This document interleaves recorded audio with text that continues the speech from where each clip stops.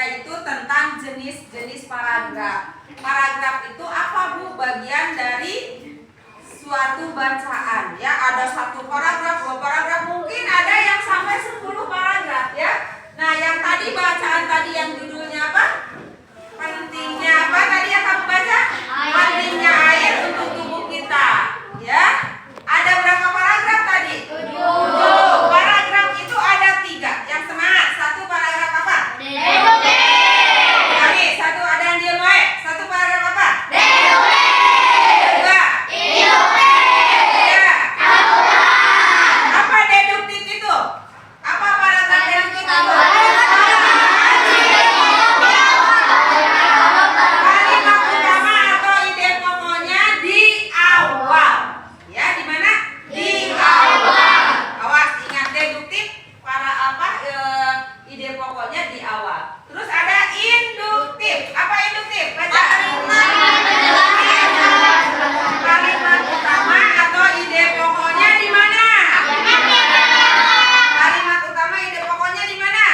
Di akhir. Kalau induktif. Yang ketiga ada campuran. Namanya juga campuran. Sanu resep campuran. Campur, sanu resep. Wah, enak campur maya naonan. Sebelahan. Nah, di sini di dalam paragraf juga ada yang disebut paragraf campuran. Apa saja apa artinya paragraf campuran? Coba baca. Kalimat utama berisi ide pokok di awal ya. Kalimat penjelasan arti ide pokok juga ada di akhir. Jadi ide pokoknya ada di awal, ada di akhir. Kan namanya juga campuran. Coba Cing, Aldian, apa kalimat paragraf deduktif itu? Sambil kene kali pasir kene. Ya Allah, apa deduktif itu? Coba ya, kalau ada Bapak Ibu guru lain teh sambil ini sambil diinget.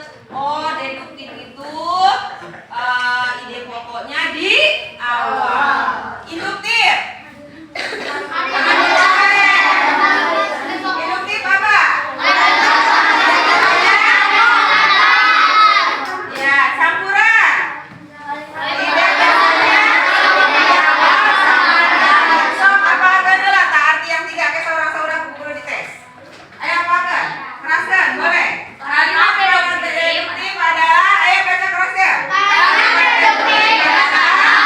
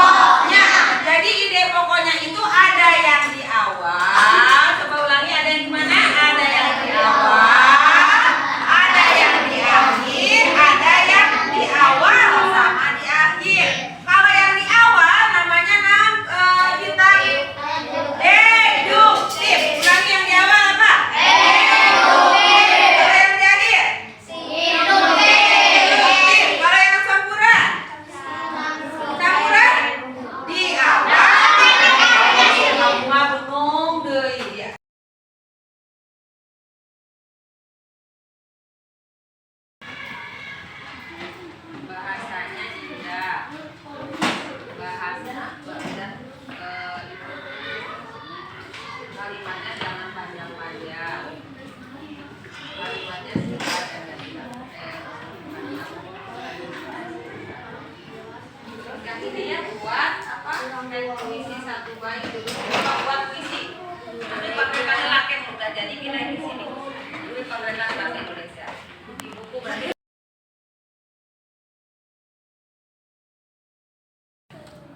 Ibu, Bismillah ya. Di sini saya mau mewawancarai sebagai tugas observasi tentang model sama media pembelajaran di sekolah. Biasanya Ibu menggunakan model apa untuk pembelajaran?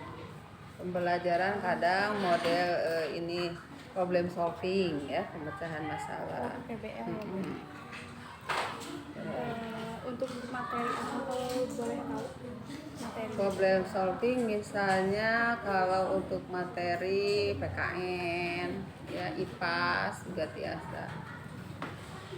Seringnya PBL gitu. Ada kendala nggak Bu dalam mengaplikasikan model ini?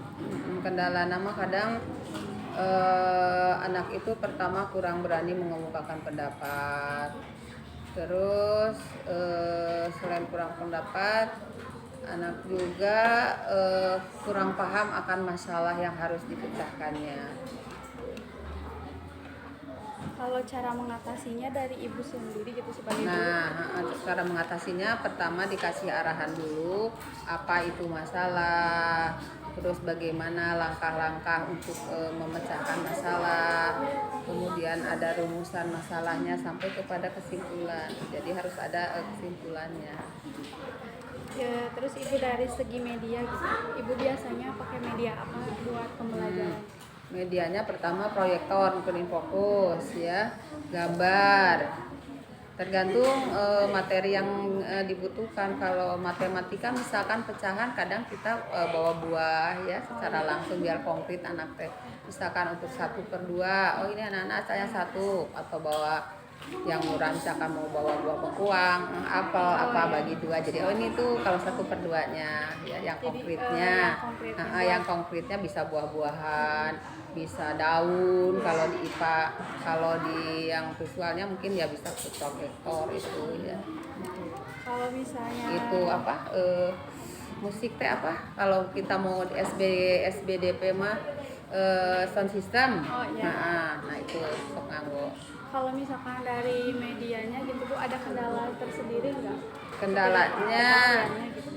Kendalanya kadang kita mencari materi yang sesuai ya, gambar-gambar yang sesuai dengan materi yang kita akan sampaikan. Kemudian proyektornya juga kadang kan terbatas di sekolah ya, kadang dipakai kita nunggu atau janjian dulu.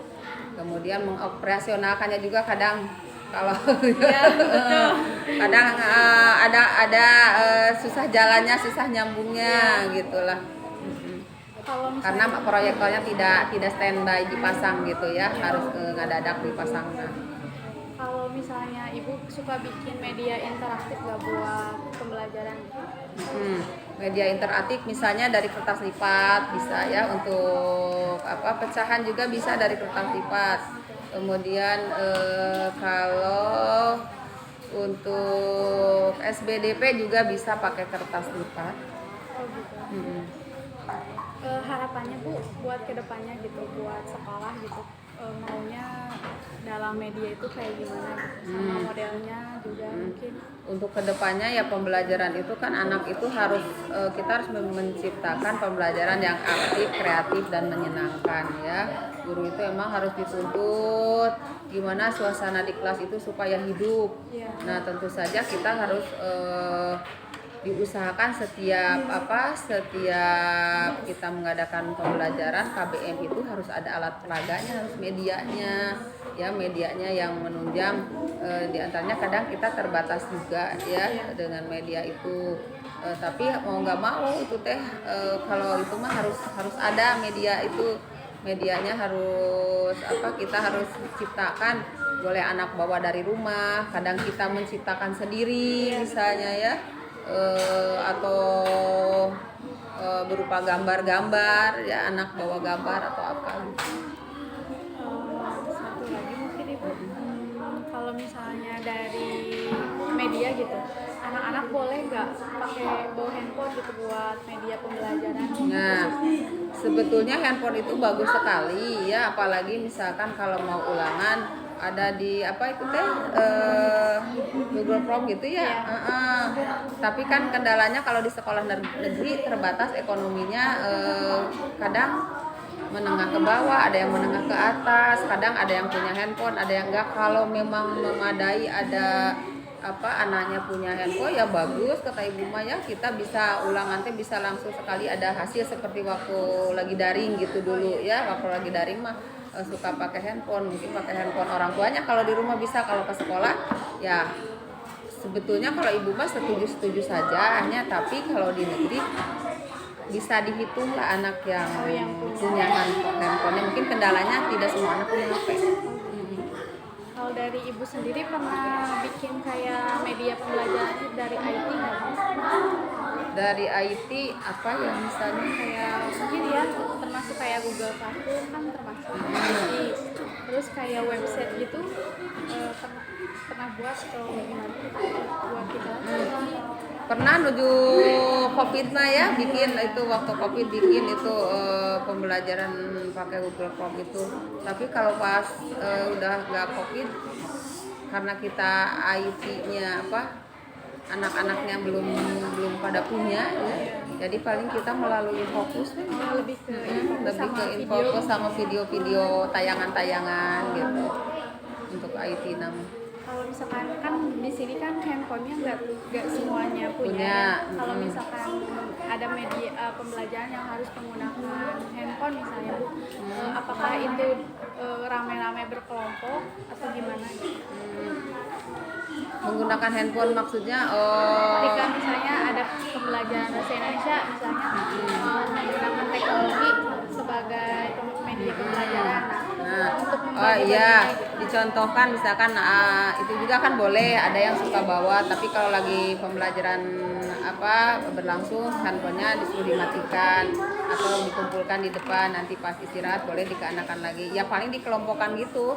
Yang kalau handphonenya ada 10 misalkan berarti satu kelompok 2 HP. Untuk konkretnya sebetulnya bagus itu ya. Cuma ya gitu kalau di negeri mah ekonominya tidak merata, beda sama kayak di SDIT gitu ya. Ibu lihat kalau di SDIT kalau waktu COVID juga di rumahnya mereka udah pegang laptop kan ya fasilitasnya. Kalau di negeri kadang Zoom juga nggak bisa waktu itu. Jadi pas dicek teh yang masuk teh cuma 3/4-nya, 1/4-nya nggak bisa ngikuti karena kendala yang kuota, mungkin orang tuanya kendala apa handphone laptopnya nggak bisa diaktifkan ke Zoom. Bu, mungkin itu saja ya pertanyaan dari saya. Mohon maaf mengganggu waktunya gitu. Mengganggu waktu belajarnya anak-anaknya. Iya.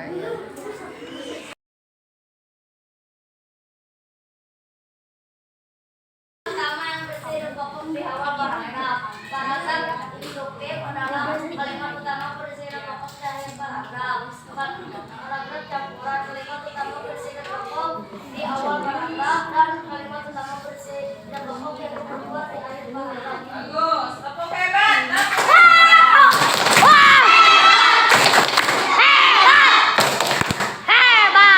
Boleh kata-katanya sendiri boleh. Siapa lagi kelompok mana? Cepat, satu kelompok satu.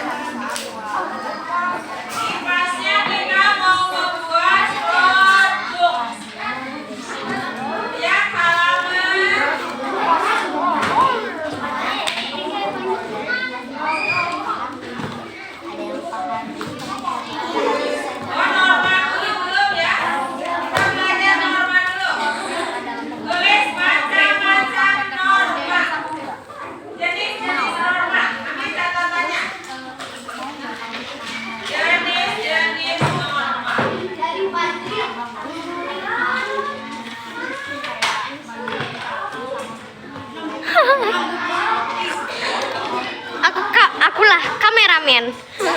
Udah.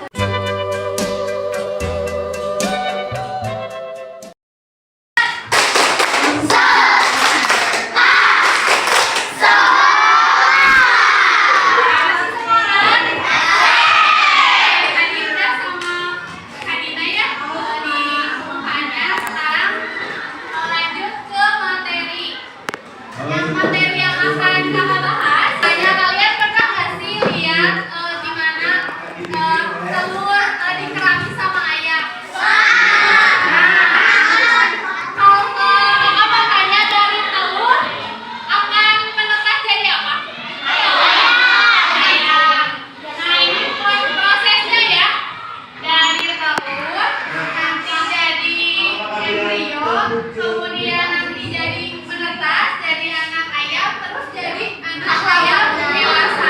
Nah ini tuh contoh dari siklus hewan. Lanjut, nah sekarang materi apa sih yang bakalan kakak bahas? Ada 4. Yang pertama siklus hidup, yang kedua ametamorfosis, yang ketiga metamorfosis, yang keempat macam-macam dari metamorfosis. Nah sebelum ke materi, di sini kita lihat dulu ya video dan tolong disimak baik-baik, diperhatikan nanti biar paham ketika kakak nanti menjelaskan.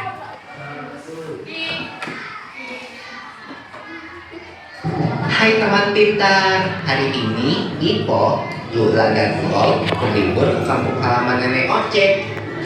Kira-kira gimana tingkah dan keseruan mereka ya? Jangan ngobrol.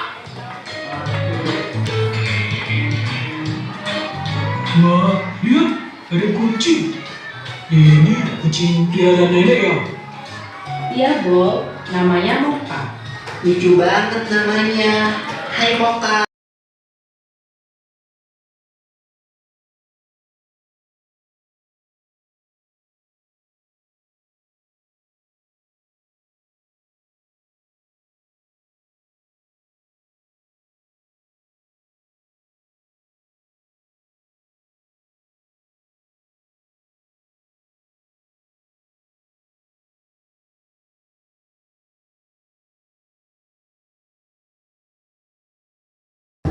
Hai teman pintar, hari ini Pipo, Lula, dan Bol berlibur ke kampung halaman nenek Ocek.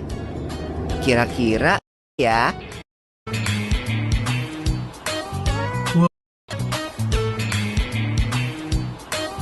Wah, kucing piara nenek ya? Namanya Moka. Hai Moka. Lucu-lucu ya? Namanya juga Ada hewan yang induk dan anaknya sangat berbeda bentuk tubuhnya. Contohnya, katak. Aku tahu, metamorfosis kan?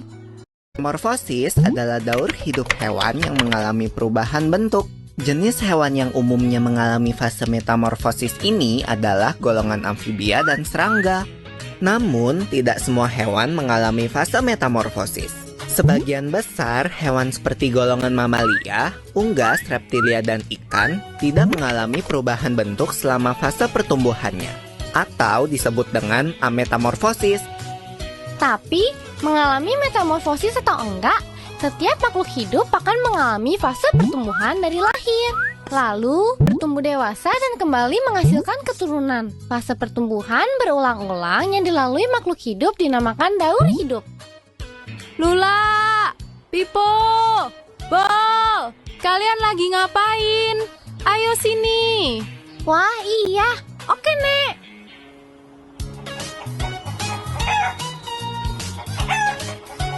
Nah, ayam adalah contoh hewan yang gak mengalami metamorfosis. Ayam berkembang biak dengan cara bertelur. Induk ayam mengerami telurnya kira-kira 21 hari sebelum menetas menjadi anak ayam. Loh, tapi kok kelihatannya beda ya? Anak ayam sama ibu ayam. Itu nggak termasuk metamorfosis ya? Wah, pertanyaan bagus, Bol. Walau anak ayam menetas dengan bulu-bulu yang halus, seiring pertumbuhannya, bulu-bulu halus itu menjadi bulu-bulu seperti induknya. Perubahan bulu ini tidak termasuk dalam fase metamorfosis karena bentuk anak ayam sudah sama seperti induknya saat menetas. Daur hidup ayam akan berlanjut setelah dewasa. Wah, asik makan. Nyam, nyam, nyam, nyam, nyam. Bol, kalau soal makanan paling cepat ya.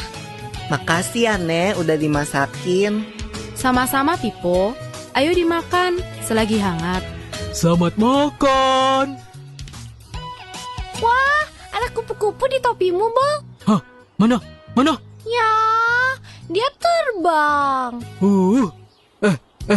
Kupu-kupu itu hewan yang mengalami metamorfosis kan ya? Iya, bener banget, Bol.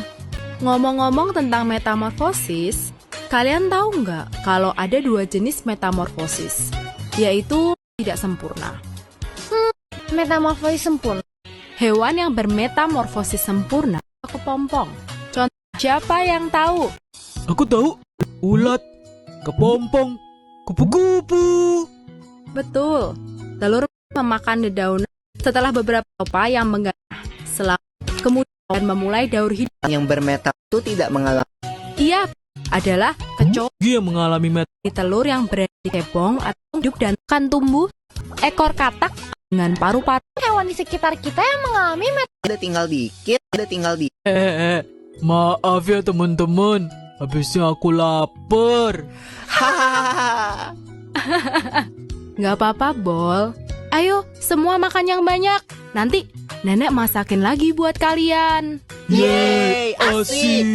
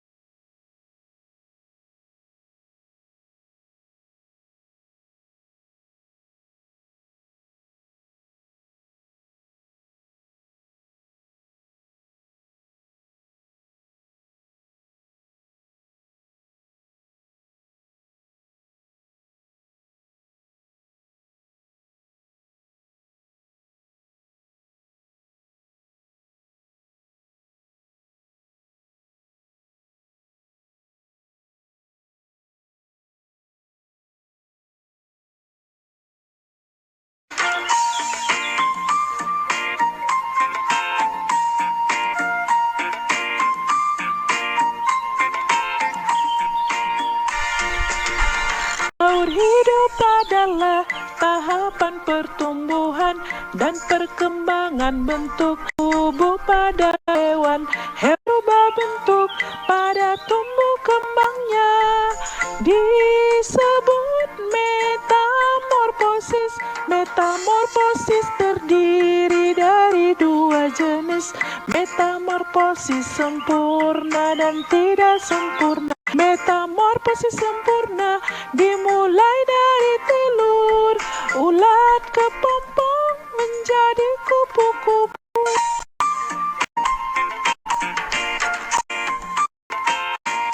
Metamorfosis dimulai terjadi larva dan iman. Itulah tahapan yang harus diketahui.